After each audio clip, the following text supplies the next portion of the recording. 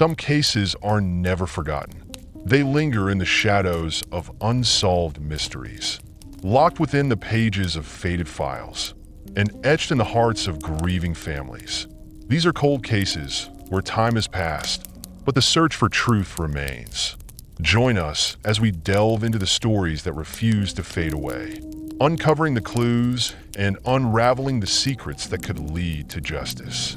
The Cleveland Torso Murders, a dark saga of terror, mystery, and despair in the depths of the Great Depression, when poverty and desperation plagued the United States. A chilling mystery unfolded in Cleveland, Ohio, between 1934 and 1938. A predator terrorized the city, leaving behind a gruesome trail of mutilated bodies. Known as the Cleveland Torso Murderer, or the Mad Butcher of Kingsbury Run, this unidentified serial killer remains one of the most horrifying enigmas in American criminal history. What began as isolated discoveries soon became a pattern of calculated savagery, targeting the city's most vulnerable. The victims, homeless individuals, sex workers, and transients, were dismembered, decapitated, and left as grotesque symbols of human cruelty.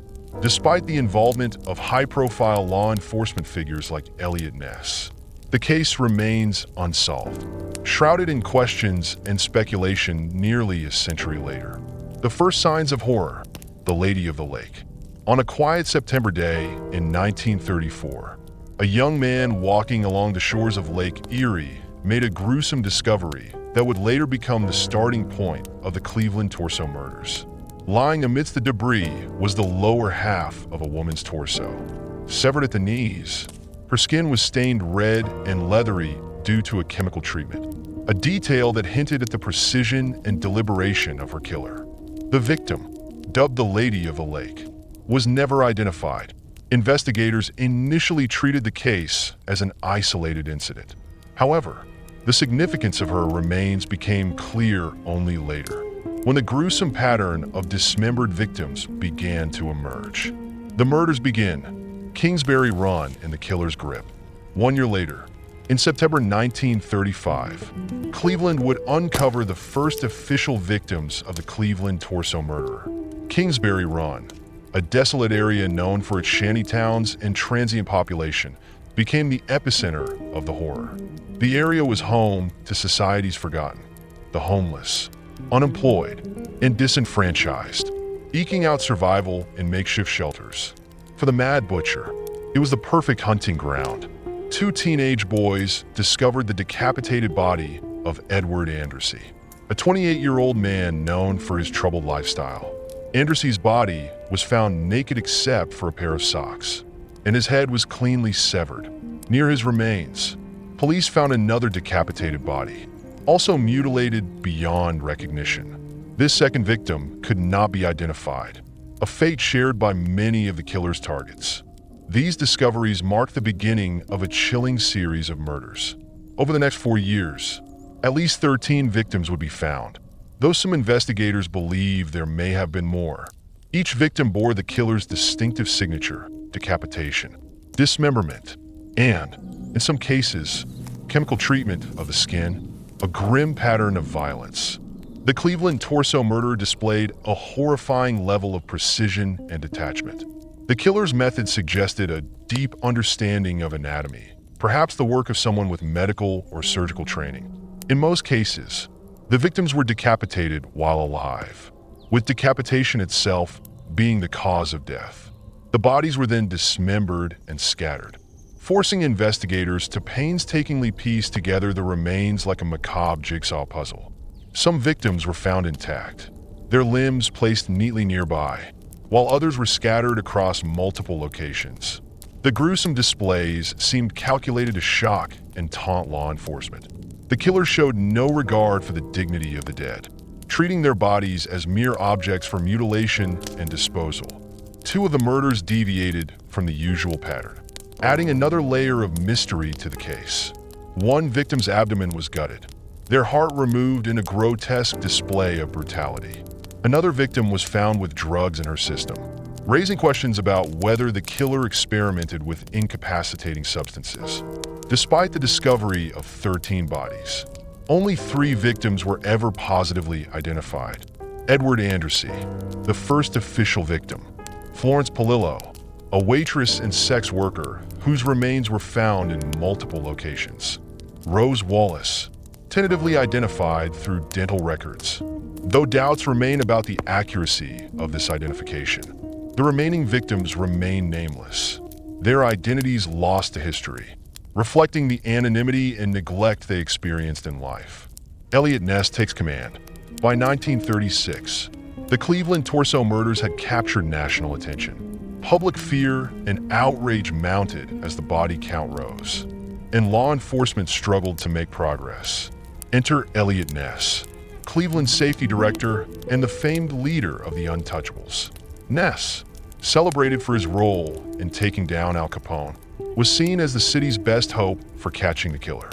Ness approached the case with urgency, deploying aggressive tactics and directing a massive increase in police activity. Undercover officers were placed in Kingsbury Run, and resources were poured into gathering evidence. Despite these efforts, the killer remained elusive, seemingly always one step ahead.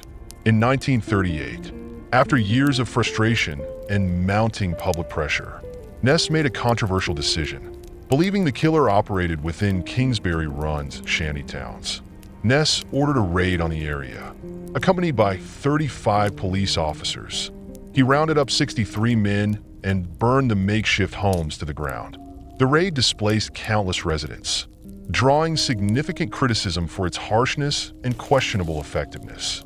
While no bodies were found after the raid, the murders also stopped. Some viewed Ness's actions as a necessary step to disrupt the killer's activities, while others saw it as a cruel and desperate measure that achieved little. The suspects, shadows of guilt. 2 primary suspects emerged during the investigation, though neither was definitively linked to the murders. Dr. Francis Sweeney, a former World War I medical officer with experience in amputations.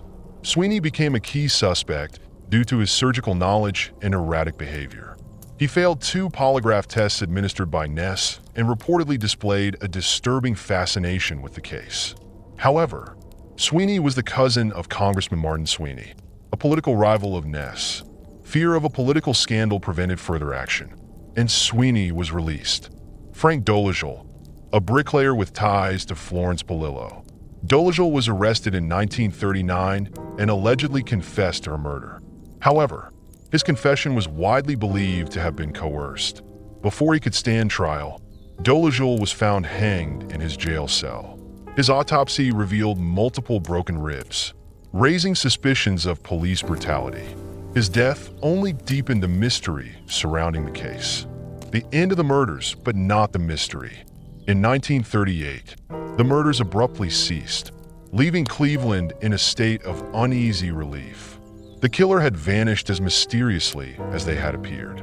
Did the Mad Butcher die, move to another city, or simply choose to stop? The lack of closure has fueled speculation for decades. The Cleveland Torso murders remain an enduring enigma. Advances in forensic science and criminal profiling have provided new insights, but without physical evidence or reliable records, the case remains unsolved. Some believe the killer was a medical professional like Sweeney, while others argue the murders were the work of multiple perpetrators. Legacy of fear and fascination. The Cleveland Torso murders are more than a tale of brutality. They are a reflection of the social and economic conditions of the time. The victims, drawn from society's most vulnerable, highlight the indifference and neglect faced by many during the Great Depression. The case also underscores the challenges of law enforcement in an era before DNA, advanced forensics, and modern investigative techniques. As Cleveland grew and changed, Kingsbury Run faded into history, but the shadows of the Mad Butcher linger. The case continues to captivate and terrify, a dark reminder of the capacity for human cruelty and the limits of justice. Whether viewed as a failure of law enforcement, a reflection of societal inequalities, or simply a tale of pure evil, the Cleveland Torso murders remain one of the most haunting mysteries of the modern era. Would you dare to walk the same streets where the killer once stalked, wondering if they still watch from the shadows, or if their secrets lie buried with them forever?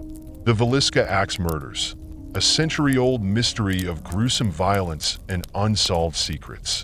The small town of Villisca, Iowa, was like countless other American towns in the early 20th century, peaceful, close-knit, and seemingly safe from the dangers of the outside world. But in the early hours of June 10th, 1912, that sense of security was shattered forever when an entire family and two young house guests were savagely murdered in their sleep. The brutal crime, committed with an axe, left 8 people dead and sparked one of the most haunting mysteries in American history. More than a century later, the Villisca Axe murders remain unsolved, with the story of that horrific night still reverberating through history. The crime's savagery, the bizarre elements at the scene, and the utter absence of justice make it a case that continues to perplex criminologists, historians, and paranormal investigators alike. A quiet town, a normal evening. In 1912, Villisca was a quiet farming town of just over 2,000 people. The Moore family, Josiah, Joe, Sarah, and their 4 children, Herman, 11, Catherine, 10, Boyd, 7, and Paul, 5, were well-liked members of the community. Joe was a successful businessman, and Sarah was an active member of the local Presbyterian church. The Moores were well regarded for their friendliness and involvement in town activities. June 9th, 1912, was an ordinary Sunday for the family. They attended a Children's Day program at their church, where Sarah had helped organize events. Accompanying them were Catherine's friends, Lena, 12, and Ina Stillinger, 8, who planned to spend the night at the Moore house. After the event ended around 9:30 p.m., the group walked home together, reaching the house just before 10 p.m. unbeknownst to them. This would be their last evening alive. The night of the murders, a calculated massacre. In the early hours of June 10th, an unknown assailant entered the Moore home. The family had left the door unlocked, as was customary in the trusting town of Villisca. The killer, carrying an axe found in the Moore's backyard, retrieved an oil lamp from inside the house. The lamp was adjusted to emit only a faint glow, just enough to navigate the darkened home. The murderer moved with a chilling familiarity, first heading upstairs to Joe and Sarah's bedroom. Both were struck repeatedly with the blunt side of the axe, with Joe receiving at least 30 blows. The force of the attack was so great that the axe gouged the ceiling above the bed. Sarah, too, was savagely bludgeoned, and neither had a chance to awaken or defend themselves. The killer then moved down the hall to the children's bedroom. Herman, Catherine, Boyd, and Paul were all murdered in their sleep, the brutal attacks reducing their faces to an unrecognizable pulp. Finally, the assailant descended to the first floor, where the Stillinger sisters lay asleep in the guest room. Lena Stillinger showed signs of having awoken during the attack. Her defensive wounds and the position of her body suggested she attempted to fight off her attacker, but she was ultimately overpowered. Ina was killed next, suffering the same gruesome fate. By the time the killer left, all 8 occupants of the house were dead, their lives snuffed out in a matter of minutes. Rituals of horror. When investigators arrived, they were met with a crime scene unlike anything they had ever encountered. Beyond the sheer brutality of the murders, the killer had left behind a series of unsettling details that suggested a bizarre ritual or psychological compulsion. The faces of Joe and Sarah Moore were covered with sheets, and the children's faces were obscured with clothing. The Stillinger sisters were similarly covered. Mirrors and windows throughout the house had been draped with cloths or towels, as though the killer wished to avoid seeing their reflection or feared prying eyes. A 2-pound slab of uncooked bacon was found in the living room, placed next to a keychain. Investigators speculated about its significance, but no explanation was ever confirmed. A bowl of bloody water in the kitchen indicated that the killer had washed their hands before leaving. The murder weapon, the axe, was left at the scene, leaning against a wall. Its blade had been wiped clean, but the handle remained stained with blood. These strange elements only deepened the mystery and baffled investigators. a town in shock. The next morning, neighbors grew concerned when the normally lively Moore household was eerily quiet. Mary Peckham, a neighbor, attempted to check on the family but received no response. She contacted Joe's brother, Ross Moore, who used his key to enter the home. Ross was the first to discover the grisly scene. Overcome with horror, he ran outside to summon help. Within hours, word of the massacre spread, and a crowd of townspeople gathered around the Moore house. Despite police efforts to secure the scene, more than 100 curious residents entered the home, contaminating evidence and taking morbid souvenirs, including a fragment of Joe's skull. This early mishandling of the crime scene severely hindered the investigation. Dead ends and frustration, with the crime scene compromised and the killer having a significant head start. Investigators faced an uphill battle. Bloodhounds were brought in, but failed to track the murderer. A series of suspects emerged over the years, but none were definitively linked to the crime. Frank Jones, a prominent local businessman and former employer of Joe Moore. Jones had a motive rooted in business rivalry. Joe had left Jones's company to start his own, and rumors suggested he was having an affair with Jones's daughter-in-law. While many in Villisca believed Jones harbored animosity toward Joe, there was no concrete evidence tying him to the murders. Lynn George Jacqueline Kelly, an English immigrant with a history of mental illness and sexual deviance. Kelly confessed to the murders during a long interrogation, but later recanted, claiming police brutality. He was left-handed, matching the blood spatter patterns, and witnesses reported seeing him watch the Moore family before the murders. Despite these leads, a jury refused to indict him. The traveling serial killer theory: some investigators believe the Villisca Axe murders were part of a series of similar crimes across the Midwest. These cases shared common elements, including the use of an axe and the dimming of oil lamps. However, no definitive connections were established. A house frozen in time. As the years passed, the Moore house remained unchanged. It was never sold or remodeled and became a grim relic of that fateful night. Today, the Villisca Axe Murder House serves as a tourist attraction, drawing visitors who are fascinated by its dark history and tales of paranormal activity. Many claim to hear whispers, footsteps, or the faint sound of children's laughter when touring the home. Questions that will never be answered. The Villisca Axe murders remain an enduring mystery, a chilling reminder of humanity's capacity for violence. Who was the killer? Was it a local with intimate knowledge of the family, or a transient passing through? What drove the murderer to commit such a heinous act? And why the strange rituals? More than a century later, these questions remain unanswered. The house on that quiet street in Villisca stands as both a monument to tragedy and a portal to the unknown. It is a place where history, horror, and mystery collide, ensuring that the story of the Villisca Axe murders will never be forgotten. Would you dare to step inside the house, knowing the horrors that unfolded within its walls? Or would the weight of its haunted history be too much to bear? One thing is certain: the Villisca Axe murders continue to captivate and terrify, leaving an indelible mark on the town and on all who dare to revisit its dark past. The Long Island serial killer. Decades of darkness along Gilgo Beach. For almost 30 years, a silent terror gripped Long Island, New York, as the bodies of victims, many young women, were discovered discarded near Gilgo Beach and surrounding areas. The Long Island serial killer Lisk, suspected of murdering between 10 and 16 individuals, preyed on vulnerable members of society, particularly sex workers, using the anonymity of online platforms like Craigslist to lure them to their deaths. Despite the killer's horrifying pattern, it wasn't until 2010, with the disappearance of Shannon Gilbert, that the true scale of the murders began to emerge. Over the following years, police uncovered body after body, each discovery adding to a narrative of brutality, cunning, and cruelty.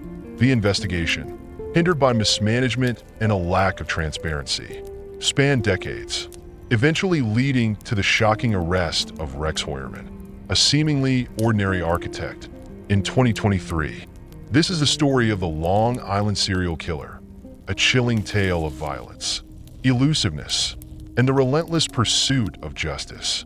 The disappearance that started it all, Shannon Gilbert.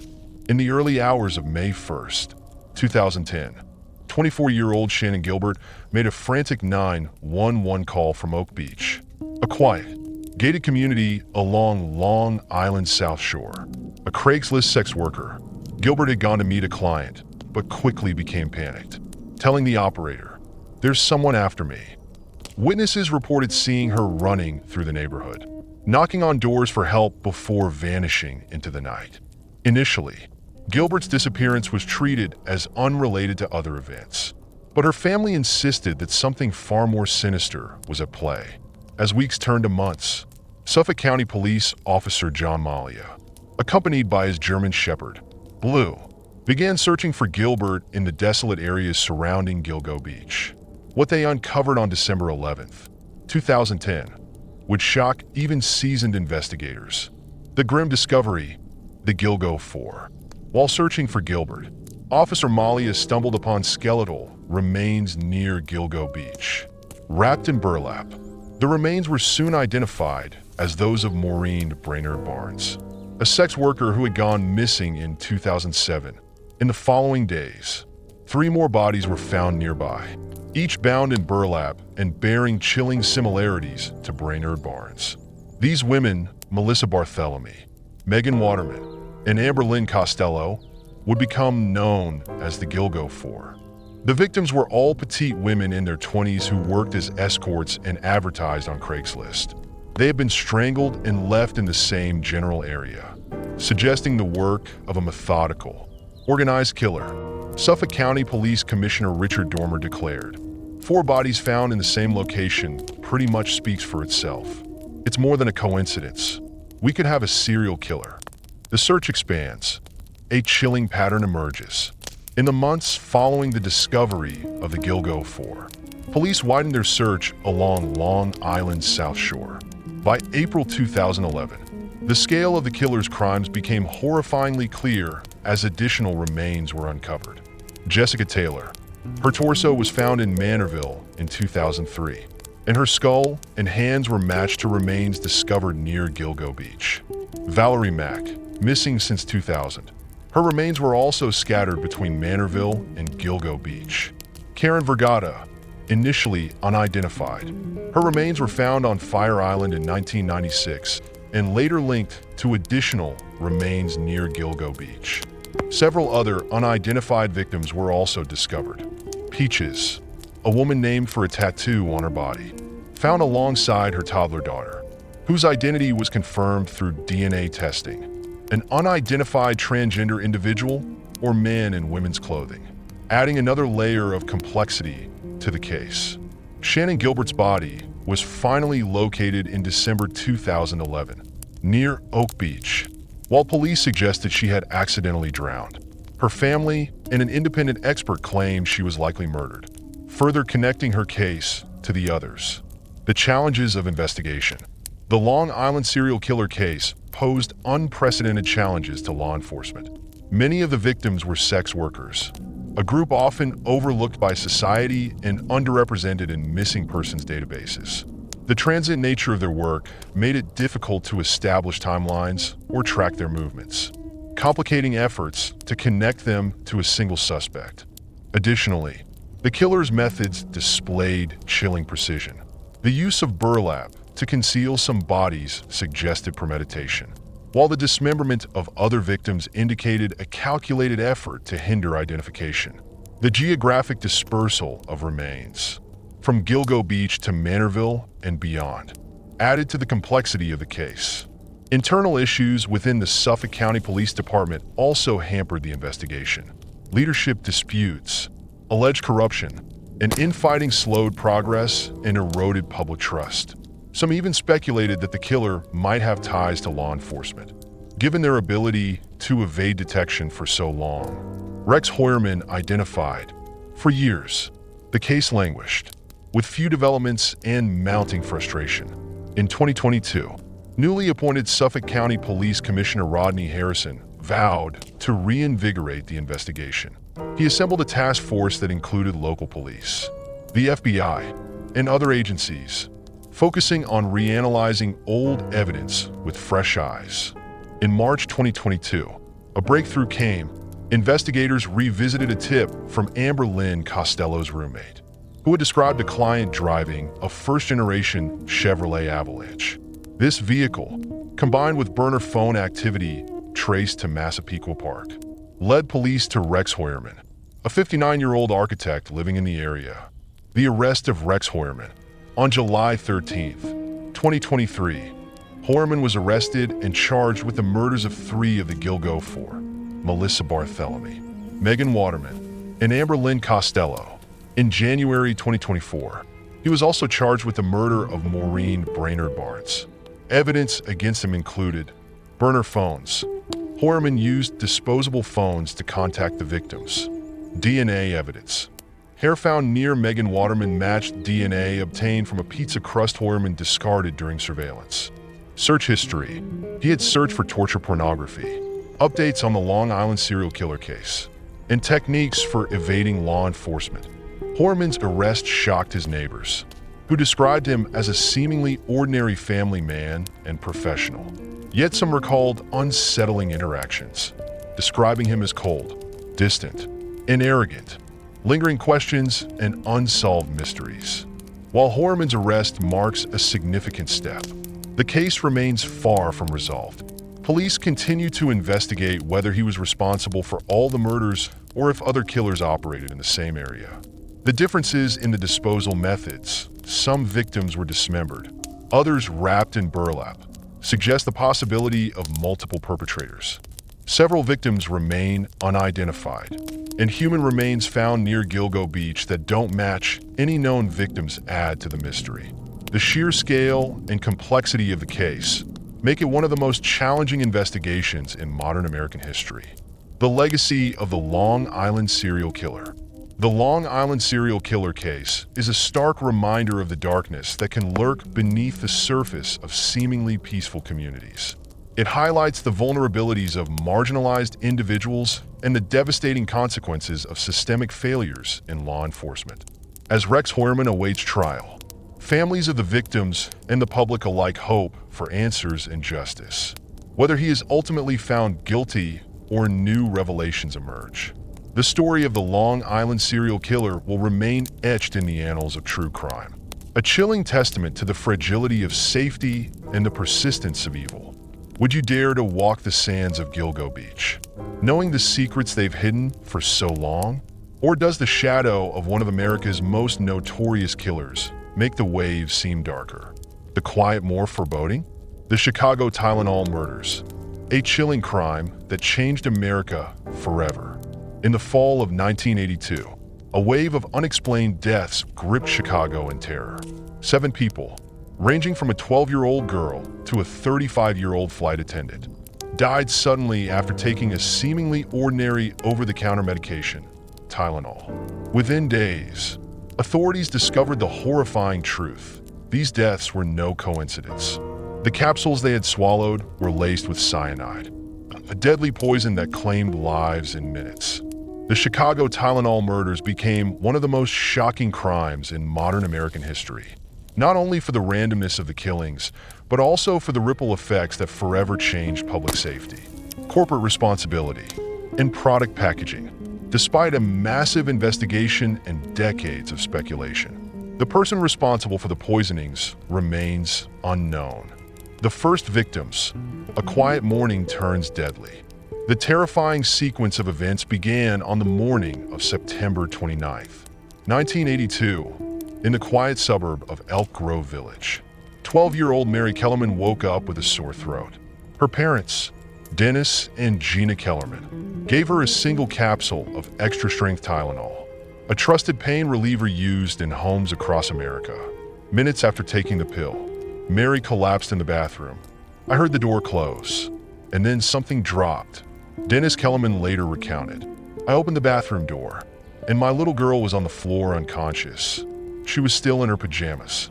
Mary was rushed to the hospital, but doctors were unable to save her. By the time her parents returned home, their daughter's young life had been tragically cut short. A wave of sudden deaths, Just hours after Mary's death, another victim fell ill. Adam Janis, a 27-year-old postal worker from Arlington Heights, had stopped at a grocery store to pick up Tylenol after work. Feeling unwell, he took 2 capsules after arriving home. Moments later, he collapsed in front of his wife and children. Adam was rushed to the hospital, where doctors worked frantically to save his life. But by mid-afternoon, he was pronounced dead. His family, overcome with grief, gathered at his home to mourn the sudden loss. The Janis family tragedy deepened when Adam's younger brother, Stanley, complained of a headache. Stanley reached for the same bottle of Tylenol that Adam had used. He took 2 capsules, as did his wife, Terry. Within minutes, both Stanley and Terry collapsed. Paramedics rushed to the scene, initially believing Terry had fainted from stress. But it soon became clear that both she and her husband were suffering from the same mysterious ailment. Stanley died later that evening, and Terry was removed from life support 2 days later. The deaths continued to mount. On September 30th, Mary Reiner, a 27-year-old new mother, collapsed in her kitchen after taking Tylenol for postpartum pain. That same day, Mary McFarland, a 31-year-old single mother working at a shopping mall, fell ill after swallowing 2 capsules during her break. And on the evening of September 29th, Paula Prince, a 35-year-old flight attendant, purchased a bottle of Tylenol from a Walgreens after returning from work. She was found dead in her condo 2 days later. In less than 48 hours, 7 lives had been claimed by a sinister, invisible killer, connecting the deaths. Amid the chaos, a nurse named Helen Jensen was the first to connect the victims to Tylenol. Visiting the Janis home, she noticed the open bottle on the kitchen counter and theorized that the pills might have been tampered with. Despite skepticism from the medical examiner's office, Jensen's suspicions were confirmed when investigators tested the pills. The capsules were laced with potassium cyanide, a deadly poison that blocks the body's ability to use oxygen, causing victims to suffocate internally. Each capsule contained enough cyanide to kill hundreds of people. Authorities acted swiftly to alert the public. Police cars drove through Chicago neighborhoods with bullhorns, instructing residents to dispose of their Tylenol. Public health workers distributed flyers door to door, and stores pulled Tylenol from their shelves. Johnson & Johnson, the manufacturer, issued a nationwide recall of 31 million bottles, an unprecedented move that cost the company millions. How the poisoning happened. The investigation revealed that the tampering did not occur at Johnson & Johnson's manufacturing facilities. The poison bottles came from multiple production plants, ruling out contamination during manufacturing. Instead, the culprit had purchased bottles of Tylenol, opened the capsules to insert cyanide, and returned the tainted products to store shelves. This method of random, post-manufacture tampering made it nearly impossible to trace the perpetrator. Without surveillance cameras in most stores and with no witnesses to the tampering, investigators were left with few leads. The prime suspect, James William Lewis. In the weeks following the murders, Johnson & Johnson received a chilling letter demanding $1 million to stop the killings. The letter was traced to James William Lewis, a known fraudster with a history of criminal behavior. Lewis was arrested and charged with extortion. While Lewis's letter made him the prime suspect, investigators found no physical evidence linking him to the tampering. He denied any involvement in the murders, claiming the letter was a hoax meant to exploit the crisis. Convicted of extortion, Lewis was sentenced to 20 years in prison, but the case against him for the murders never advanced. To this day, Lewis's possible connection to the Tylenol murders remains a matter of debate. Was he truly the killer? Or was the real perpetrator never caught? A nation in panic. The Tylenol murder struck fear into the hearts of Americans. For months, consumers avoided over-the-counter medications, and capsules in particular became synonymous with danger. The random nature of the killings amplified the terror. Anyone, anywhere, could fall victim. In the wake of the crisis, Congress passed the Tylenol bill in 1983, making it a federal offense to tamper with consumer products. Manufacturers introduced tamper-evident packaging, including foil seals and plastic bands, which are now standard in the industry. Johnson & Johnson's response, a model for crisis management. Despite the tragedy, Johnson & Johnson's response to the crisis was widely praised. The company prioritized consumer safety, halting production, issuing a massive recall, and working closely with law enforcement. Within months, Tylenol returned to shelves in tamper-evident packaging, along with new solid caplets that were harder to contaminate. The company's transparency and decisive action helped restore public trust. By early 1983, Tylenol sales had rebounded, and Johnson & Johnson's stock price soared beyond pre-crisis levels.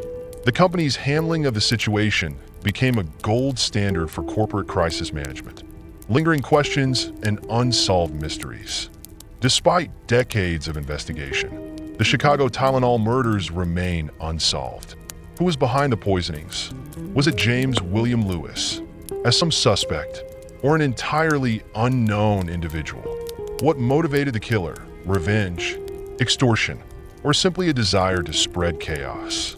The randomness of the poisonings and the lack of a clear motive make the case particularly chilling. For the families of the 7 victims, the absence of justice is a painful reminder of the fragility of safety and trust. The legacy of the Tylenol murders. The Tylenol murders left an indelible mark on American society. They reshaped how consumer products are packaged, spurred legal reforms, and highlighted vulnerabilities in supply chains. The tragedy also underscored the importance of swift, transparent corporate responses in times of crisis. For the victims' families, the legacy is far more personal, a reminder of lives lost too soon and a search for closure that remains unfulfilled. The case stands as one of the most haunting unsolved crimes in U.S. history, a chilling testament to the impact of a single, malicious act. Would you still trust the safety seals on your medications, knowing the history that led to their creation? The story of the Chicago Tylenol murders serves as both a warning and a call to remain vigilant in a world where the unthinkable can happen at any moment. The West Mesa murders, an unsolved mystery that continues to haunt Albuquerque. In the desolate desert landscape of Albuquerque, New Mexico, the discovery of 11 women's remains in 2009 unearthed one of the most chilling unsolved mysteries in modern American history. Dubbed the West Mesa murders, the victim's skeletal remains painted a haunting picture of vulnerability, exploitation, and an elusive killer who continues to evade justice. Between 2001 and 2005, these women, many of whom were young, Hispanic, and linked to sex work, were murdered and buried in shallow graves in the arid, isolated West Mesa area. More than a decade later, the case remains unsolved, with the identity of the West Mesa bone collector still a mystery. This is the story of the victims, the investigation, and the ongoing pursuit of answers. A dog's walk turns into a horrific revelation. On February 2nd, 2009, Christine Ross set out for a routine evening walk with her dog, Ruka, along a dried-out arroyo in Albuquerque's West Mesa area. As they traversed the barren terrain, Ruka unearthed what appeared to be a bone. Curious, but unsure, Ross took a photo and sent it to her sister, a nurse, who confirmed the chilling suspicion it was likely human. Ross immediately contacted the Albuquerque Police Department, and officers arrived at the scene to investigate. What they initially thought might be a single grave quickly turned into a mass burial site. Over the following weeks, as investigators carefully excavated the area, they uncovered the skeletal remains of 11 women and 1 unborn child. The grim discovery sent shockwaves through the community. It was the largest crime scene in Albuquerque's history and revealed a pattern of killings that spanned years, targeting some of the city's most vulnerable residents. Forgotten lives in the shadows. The women found in the West Mesa burial site ranged in age from 15 to 32. Most have been reported missing between 2001 and 2005.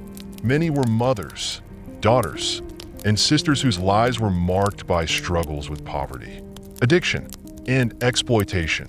The victims were identified as Monica Candelaria, 22. Victoria Chavez, 26. Virginia Cloven, 24. Cinnamon Elks, 32. Doreen Marquis, 24. Julie Nito, 24. Veronica Romero, 28. Gina Michelle Valdez, 22, pregnant at the time of her death. Evelyn Salazar, 27. Shaymi Borella, 15. Selenia Edwards, 15. Most of the victims were Hispanic women from Albuquerque, except for Selenia Edwards, a black teenager from Lawton, Oklahoma. Edwards had been classified as an endangered runaway in 2003 and was last seen in Aurora, Colorado, in 2004 with 3 sex workers. She was the only victim from out of state, and her inclusion added a chilling layer to the killer's reach. The tragic reality for many of these women was that their disappearances went unnoticed. The majority of the victims were involved in sex work or were victims of human trafficking, which often alienated them from their families and communities. As Christine Barber, head of Safe Streets, New Mexico, explained, that's why the West Mesa killer was able to do it. No one noticed they were gone. A daunting and frustrating puzzle. From the moment the remains were uncovered, investigators faced an uphill battle. Years had passed since the women's deaths, and decomposition made determining the causes of death nearly impossible. Additionally, the site itself had been partially destroyed by urban development, further complicating efforts to collect evidence. Satellite imagery from 2004 revealed tire tracks leading to the burial site. But by 2009, construction in the area had erased any traces of them. This single piece of potential evidence highlighted the frustration of investigators who were left with little more than the victim's bones and DNA to piece together the puzzle. The Albuquerque Police Department and the FBI worked together to build profiles of the victims and potential suspects. They knocked on doors, interviewed families, and created timelines of the victims' last known movements. However, the common thread among the victims, sex work, made the investigation particularly challenging, as many women in similar circumstances had transient lifestyles or had not been reported missing. Despite these obstacles, detectives began narrowing their focus on potential suspects, eliminating many over the years. Today, 2 primary suspects remain: Joseph Blee and Lorenzo Montoya. The shadowy lives of Blee and Montoya. Joseph Blee, the mid-school rapist. Blee was a local man with a troubling history of violence against women, known to police as the mid-school rapist. Blee had been linked to multiple sexual assaults in Albuquerque during the 1980s and 1990s. Blee's ex-wife contacted police after discovering women's jewelry and clothing hidden in their home, items that did not belong to their family. These findings mirrored reports from the families of West Mesa victims, many of whom mentioned missing personal belongings. Blee's behavior further aroused suspicion. Between 1990 and 2009, police encountered him nearly 140 times, often in areas frequented by sex workers. In 2003, Blee was arrested for exposing himself to a woman, and officers found electrical tape and rope in his car, items that could have been used to restrain victims. Despite these alarming details, no concrete evidence has linked Blee to the West Mesa murders. He is currently serving a 90-year prison sentence for unrelated sexual assaults. Lorenzo Montoya, a killer interrupted. Lorenzo Montoya, another Albuquerque resident, was also known for his violent tendencies.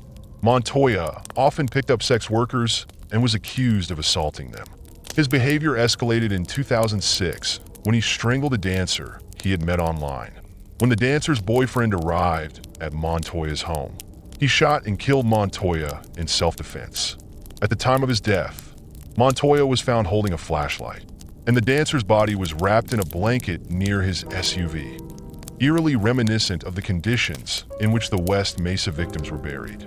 While Montoya fit the profile of the West Mesa killer, his death in 2006 complicates the timeline, as some of the victims were reported missing after that year. Theories: was the West Mesa killer a lone predator or part of a network? Some experts believe the West Mesa bone collector may have acted alone, targeting vulnerable women over a period of years and taking advantage of their isolation. Others suggest that the killer may have been part of a larger network of human trafficking or sex work exploitation, which could explain the geographic and demographic range of the victims. The inclusion of Selania Edwards, a runaway from Oklahoma, hints at the possibility that the killer had connections outside Albuquerque. It also raises questions about whether the West Mesa burial site was the only one used or if other victims remain undiscovered in different locations. The legacy of the West Mesa murders. The West Mesa murders exposed deep societal issues, including the marginalization of vulnerable communities and the systemic failures in addressing crimes against sex workers. The case also highlighted the challenges faced by law enforcement in investigating cold cases with limited resources. For the families of the victims, the lack of closure is a daily burden. Many continue to advocate for justice, holding vigils and keeping their loved ones' stories alive. The city of Albuquerque has since constructed a memorial park near the site where the women were found, serving as both a tribute to the victims and a reminder of the darkness that once gripped the area. Will justice ever be served? The West Mesa bone collector remains at large, their identity shrouded in mystery. Was it Blee, Montoya, or someone entirely unknown? Are there more victims yet to be discovered? These unanswered questions haunt not only the families of the victims, but also the community at large. The FBI continues to offer a $100,000 reward for information leading to an arrest. But after more than a decade, the case grows colder with each passing year. Until the killer is caught, the barren sands of the West Mesa will remain a graveyard of unanswered questions and unfulfilled justice. Would you walk the desolate paths of the West Mesa, knowing the secrets its soil holds? Or would the haunting stories of those forgotten women make the silence too overwhelming to bear? This unsolved mystery continues to captivate and terrify, a stark reminder of the shadows that lurk in the most unexpected places. Every case is a puzzle waiting to be solved. Somewhere, a killer still walks free, and victims cry out for their stories to be told. Time may blur the lines, but it can never erase the truth. Together, we can keep these stories alive and help justice find its way.